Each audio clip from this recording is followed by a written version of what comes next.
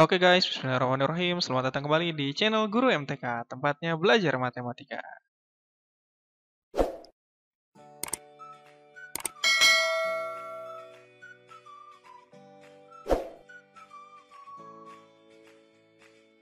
Ya, baik, video kali ini saya tidak akan bahas soal, saya akan bahas kisi-kisinya terlebih dahulu. Oke, di video sebelumnya sudah saya jelaskan tentang soal-soal yang pernah saya alami untuk mengerjakan kompetensi pedagogik dan kompetensi profesional untuk guru SMP. Kali ini saya akan jelaskan kisi-kisi resmi, ya, ini untuk guru ahli pertama, itu berdasarkan Permen PAN-RB nomor 16 tahun 2019 terkait dengan SKB guru, ya. Baik, pastikan tidak melewatkan satupun penjelasannya. Apa saja kisi-kisinya? Untuk SKB, untuk guru ahli pertama itu berdasarkan Permen PAN-RB tadi, itu ada dua yang akan diteskan, nanti ada pedagogik, juga ada profesional. Untuk kompetensi pedagogik sendiri, itu berkaitan dengan kemampuan pemahaman terhadap peserta didik, perancangan dan pelaksanaan pembelajaran, evaluasi hasil belajar, dan pengembangan peserta didik untuk mengaktualisasikan berbagai potensi yang dimilikinya. Intinya ya tugas sebagai guru gitu kan, merencanakan, melaksanakan, mengevaluasi, kemudian mengembangkan bakat siswa. Kurang lebih seperti itu. Kemudian kompetensi profesional ini lebih ke kemampuan penguasaan konsep matematikanya, penguasaan materi pembelajaran secara luas dan mendalam yang mencakup penguasaan materi kurikulum, mata pelajaran di sekolah, dan substansi keilmuan yang menaungi materinya, serta penguasaan terhadap struktur dan metodologi keilmuannya. Oke, baik, kita akan bahas secara detail lagi ya untuk masing-masing indikator esensial dari dua kompetensi ini. Oke? Yang pertama, kompetensi pedagogik. Capaian pembelajarannya mampu merumuskan indikator kompetensi dan capaian pembelajaran berdasarkan standar kompetensi lulusan mata pelajaran matematik. Saya rasa ini suatu hal yang biasa karena Bapak Ibu guru pasti buat RPP kan, jadi bisa menentukan indikator dari suatu kompetensi dasar. Pasti ini bukan hal yang sulit, saya rasa Bapak Ibu guru pasti bisa. Jadi indikator esensialnya, pertama menentukan indikator dari suatu kompetensi dasar. Ntar di soalnya disajikan ada kompetensi dasar, kemudian indikator yang pas sesuai dengan KD di atas itu apa? Biasanya seperti itu soalnya. Kemudian yang kedua, menetapkan materi, proses, sumber, media penilaian, dan evaluasi pembelajaran matematik. Indikator esensialnya ada 3. Pertama, menentukan materi yang sesuai dengan indikator yang ditentukan. Jadi ada materi, kira-kira indikator apa nih yang pas terhadap materi yang ada? Nah, nanti di optionnya pilihan indikator-indikator. Kemudian yang kedua, menentukan media yang sesuai dengan indikator. Misalkan di soal ada indikator. Pertanyaannya media yang sesuai dengan indikator yang dicantumkan di pertanyaan itu apa? Jadi optionnya berupa media-media. Kemudian menentukan evaluasi yang sesuai dengan indikator. Jadi kalau ada indikator, Bapak Ibu diminta kira-kira evaluasi mana nih yang tepat untuk mengevaluasi atau apa namanya ya, instrumen mana gitu kan ya. Evaluasi berupa instrumen atau berupa nanti teknik evaluasinya. Nah, gitu kan. Itu yang kedua. Kemudian yang ketiga, menentukan tujuan pelajaran yang diampu. Ini sesuatu yang biasa karena di RPP pasti ada tujuan pembelajaran. Menentukan tujuan yang sesuai dengan kompetensi dasar. Ini tidak sulit lah, karena membuat RPP sudah jadi makanan sehari-hari untuk Bapak Ibu guru. Yang keempat, menata materi pembelajaran secara benar sesuai dengan pendekatan yang dipilih dan karakteristik peserta didik. Mengurutkan materi suatu topik pembelajaran. Yang kedua, melengkapi urutan materi suatu topik pembelajaran. Nah, ini sama ya, jadi indikator esensialnya ini diminta untuk mengurutkan materi suatu topik pembelajaran dan melengkapi urutan materi. Yang kelima, menggunakan media pembelajaran dan sumber belajar yang relevan dengan karakteristik peserta didik dan mata pelajaran yang diampu untuk mencapai tujuan pembelajaran secara utuh. Ini capaian pembelajarannya. Indikator esensialnya menentukan media yang relevan dengan tujuan pembelajaran. Antara ada tujuan pembelajaran, medianya apa? Itu mirip-mirip lah ya, mirip-mirip. Jadi kalau misalkan berbicara, nanti kalau kompetensi pedagogik itu yang diujikan ketika SKB, bagaimana sih tipe soalnya? Kalau Bapak Ibu guru sudah benar-benar melaksanakan tugasnya sebagai guru, membuat RPP atau membuat perangkat-perangkat pembelajaran dengan sebaik mungkin, saya rasa dalam mengerjakan pedagogik tidak akan sulit, ya. Seperti itu.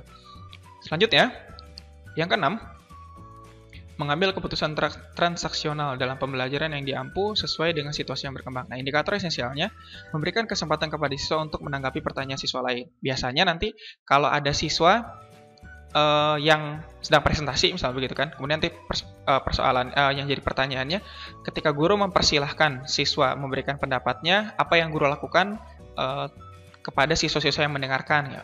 Misalkan kayak begitu. Itu contohnya pernah saya sampaikan di video saya tentang pembelajaran tentang kompetensi pedagogik. Itu di video pertama atau video keduanya. Silakan cek lagi videonya ya. Kemudian, memberikan scaffolding sesuai dengan kesulitan yang dialami siswa. Ini pun sama, udah pernah saya bahas soalnya. Scaffolding itu apa? Scaffolding itu seperti clue gitu kan ya, atau sesuatu yang membuat siswa malah memudahkan siswa dalam mengerjakan sesuatu gitu kan. Jadi kalau ada permasalahan berupa LKS, nah guru tuh memberikan scaffolding, artinya bantuan-bantuan yang nanti memudahkan siswa dalam menyelesaikan yang ada di LKS atau permasalahan yang guru berikan. Yang terakhir, menangani perbedaan pendapat siswa tentang suatu konsep tertentu. Misalkan ada siswa punya pendapat berbeda.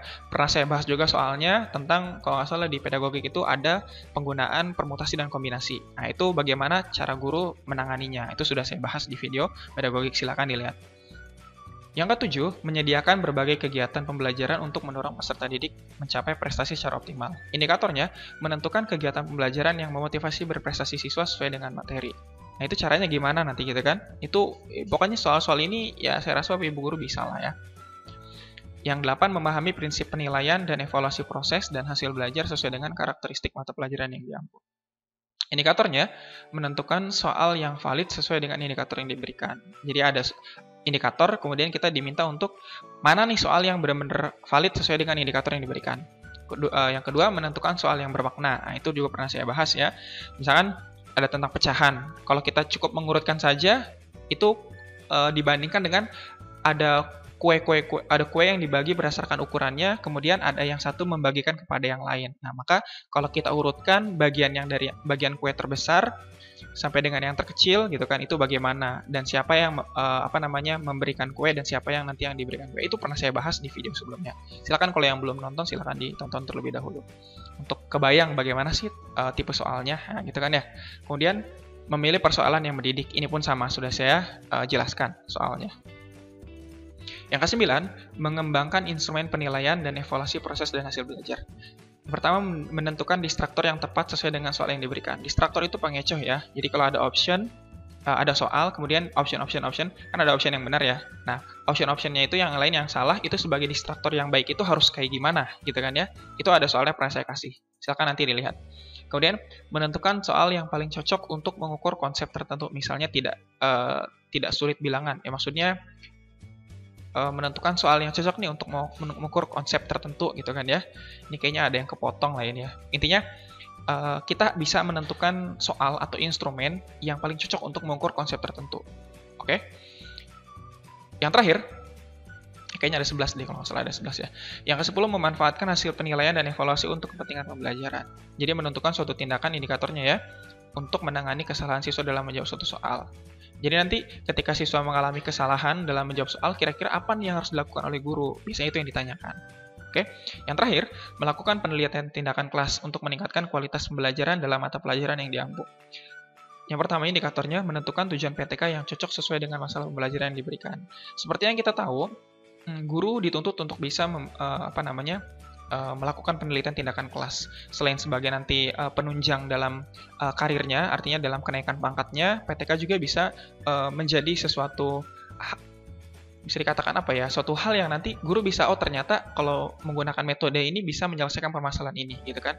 Jadi intinya guru bisa bereksperimen di sana menggunakan PTK-nya. Kemudian yang terakhir, menentukan poin-poin yang harus ada pada kajian teori dalam satu judul atau masalah PTK.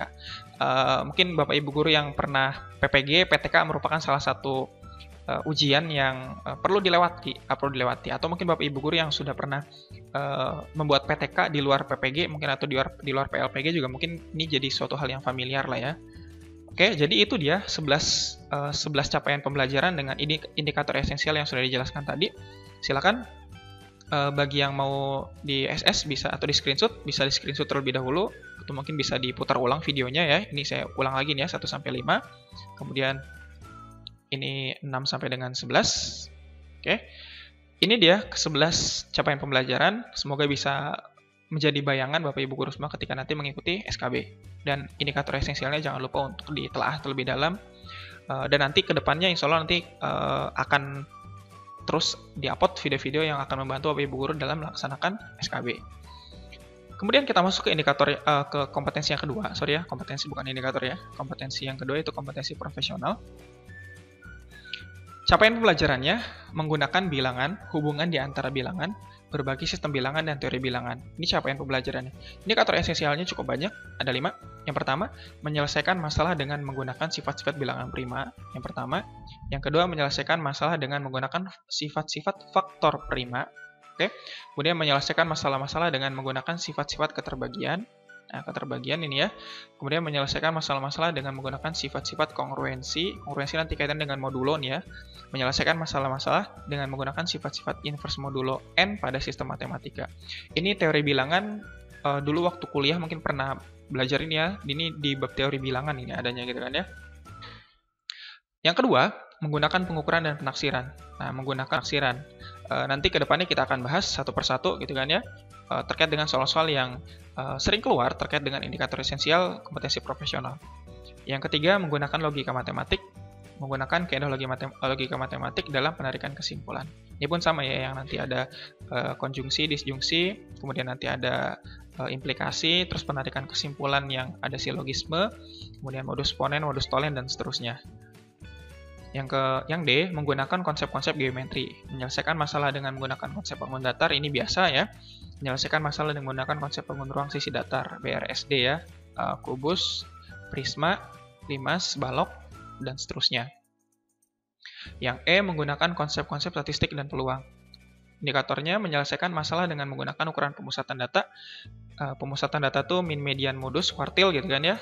Sedangkan kalau ada yang satu lagi namanya ukuran penyebaran data, ya, jangkauan, sepanjang kuartil, kemudian jangkauan interkuartil, dan seterusnya begitu kan, itu dia ukuran penyebaran data.